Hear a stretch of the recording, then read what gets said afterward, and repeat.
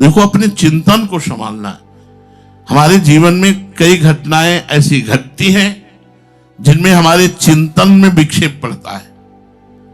कभी हमारे द्वारा ऐसी चेष्टा हो जाना, कभी दूसरे के द्वारा ऐसी चेष्टा हो जाना, कभी एक माहौल में ऐसी चेष्टा बन जाना जो भगवत चिंतन छुड़ाए। हमको अपने भगवत चिंतन को बचाना है। जरूरी नहीं कि हम शाम तक जिए। अरे यार चलो 2-4 दिन हम इस प्रपंच को देख लेते हैं, फिर शांति से भजन करेंगे। नहीं, पता नहीं शांति मिलेगी इसी प्रपंच में, रास्ता अंतिम पूर्ण हो जाए। हमको हर समय भजन देखना है। हमारी बात को समझ लो, यहां कोई न बुरा है न कोई अच्छा है। एकमात्र भगवान 3 गुणों की माया को अपने पर्दा डालकर लीला कर रहे हैं। तुम अगर इस बात में पड़ोगे कौन अच्छा है कौन बुरा है, तो पूरा जीवन बर्बाद हो जाएगा। तुम्हें तो सबको प्रणाम करके बस अपने भजन को बचाना है। इतनी बार कहा गया है कि जहां कहीं किसी की दोष दर्शन वृत्ति हो वहां प्रणाम करो। अगर कोई किसी की निंदा कर रहा है तो कान में अंगुली डालो, राधा राधा कहते हुए भाग पड़ो वहां से। मत सुनो किसी की निंदा। हम भगवत चर्चा सुनकर भगवत भाव बनाने आए कि निंदा सुनकर के दोष भाव बनाने आए। अगर हम सांसारिकता को अपने दिमाग में भरेंगे तो हमारा चिंतन छूट जाएगा। हमारा चिंतन बचना चाहिए। जो सांसारिक लोगों से संबंध रखते हैं, सांसारिक कार्यों से संबंध रखते हैं, देवी देवताओं से संबंध रखते हैं, लेकिन भगवान से संबंध नहीं रखते, तो उनके पुण्य तो बढ़ते हैं। अगर पुण्य किया तो क्षीणे पुण्य मर्त्यलोकम विशंति, पुण्य क्षीण हुआ फिर मृत्युलोक में आ गए। लेकिन मेरा भजन करने वाले मेरे को ही प्राप्त होते हैं। इस भाव को लेकर भगवान कहते हैं मद भक्ता यान्ति मामपि, चाहे जैसा आचरण करने वाला हो, ये भगवान के मार्ग में छूट हो जाती है। जीव कैसा ही आचरण क्यों न करे, दुराचारी से दुराचारी क्यों न हो, आखिरकार वो मेरा भक्त है। इस बात से, इस संबंध से मैं उसका कल्याण कर देता हूं।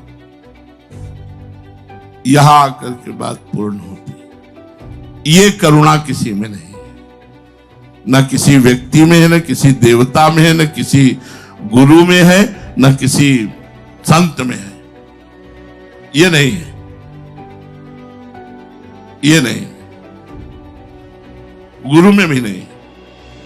अगर शिष्य में दोष देखेगा तो गुरु निकाल देगा, नहीं निकाल देगा।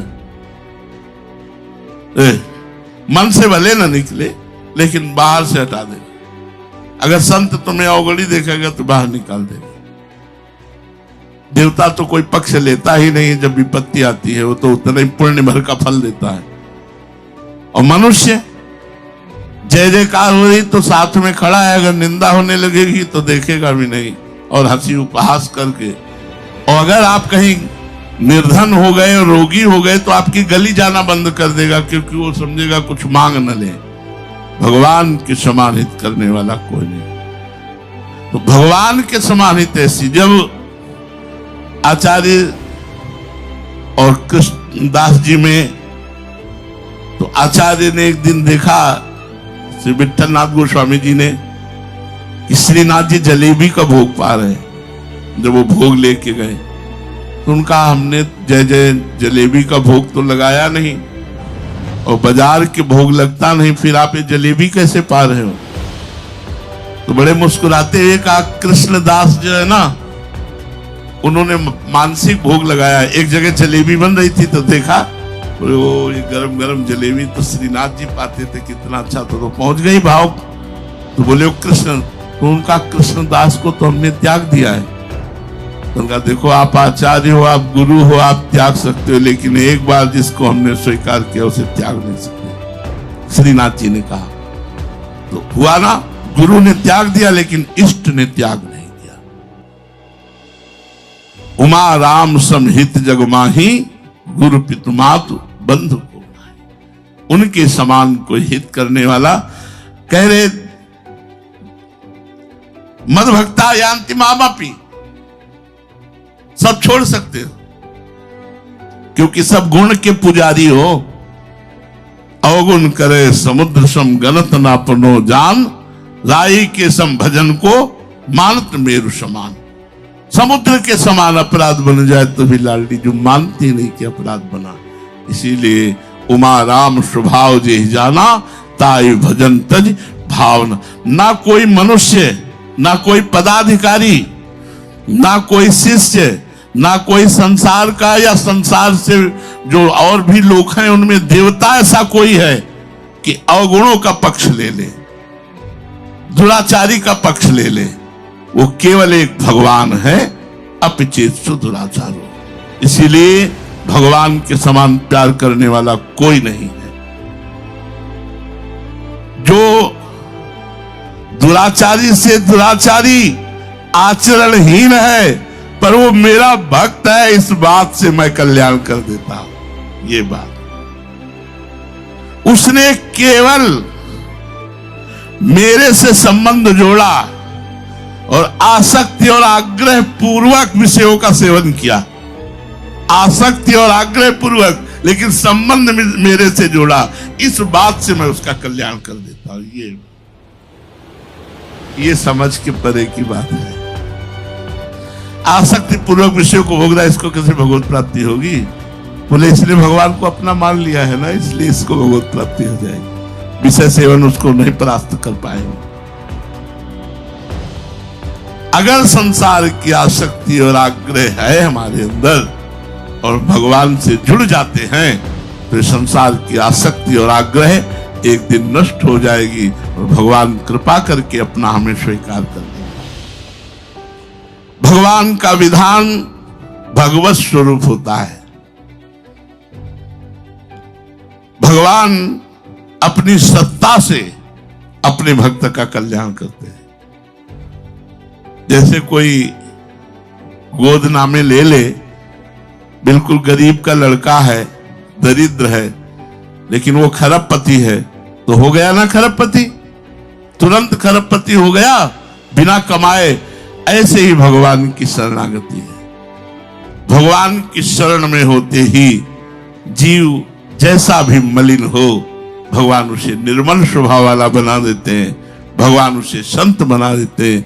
करो सद्यते साधु समाना, कोटि विप्र बदला गए जाहु, आए शरण तजो नहीं ताहु। इसीलिए मद भक्ता यान्ति मामपि, भगवान कहते हैं कि मेरा भक्त मुझे ही प्राप्त होता है। हम सबको चाहिए कि अगर हमें कामनाओं की भी पूर्ति करनी है तो अपने भगवान से। बहुत जन्मों से हमारा मलिन मन है, साफ करते करते हो सकता है फिर कोई छींटा लग जाए, फिर कोई गंदगी लग जाए। एक दूसरे के हाथ में मिला के चलो, बड़ा फिसलन वाला मार्ग है। अगर कोई गिर रहा है तो हमें चाहिए कि चार लोग मिलकर उसे संभालें और उठाकर आगे बढ़ावें। ऐसा नहीं है कि गिर रहा है तो चार लोग मिलकर चाल लाते हैं और मार दो कि वो दलदल में चला जाए। गिर रहा है तो उसे उठाओ, उसे उठाकर आगे बढ़ाओ, तो भगवान तुम्हें गिरने नहीं देंगे। अगर तुमने भगवान का भक्त मानकर कोई गिर रहा है और उसे समझाकर बुझाकर चारों तरफ से घेर कर बचा लिया, माया का तूफान आया, तो तुम्हें भगवान बचा लेंगे। तुम्हारा पक्ष भगवान लेकर तुम्हारा कल्याण कर देंगे। एक भगवान की ही शरणागति ऐसी है जिसमें हम निर्भय हो सकते हैं, नहीं तो और कोई भी साधना कर लो उतना ही फल मिलेगा। और भगवान की शरण में दुराचारी से भी दुराचारी, आचरणहीन, संसारासक्त भी भगवत प्राप्ति कर सकता है जो भगवान की शरण में। इसलिए हमें प्रभु की शरण में होकर निरंतर नाम जप करना है और अपने आप को बचाते हुए प्रभु तक ले जाना है। और जहां हम बच ना पाए वहां रोएं और प्रभु से पुकारें कि हे दीनानाथ मेरी रक्षा करो, वही रक्षा करेंगे। शेष चर्चा आगे। श्री राधा वल्लभ लाल।